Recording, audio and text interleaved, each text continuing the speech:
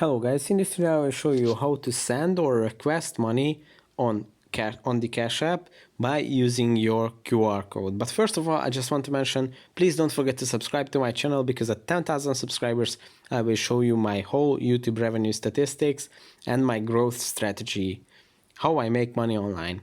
So let's jump into it.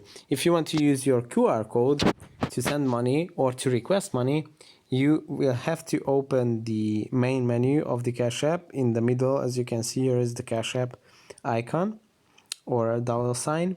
And when you are here, you can also use names or email addresses to send money. But if you want a faster way, you can just scan your friend's QR code and send money right away. So how you can do it is you have to tap on this little square icon in the top left corner, and here it will open up your camera and you can scan the QR code and send money. And you can also show your QR code to your friends by tapping on this icon, and pretty much that's it. It's very simple and fast.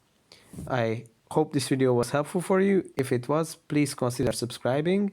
That would be really helpful for me, and see you in the next one. Bye.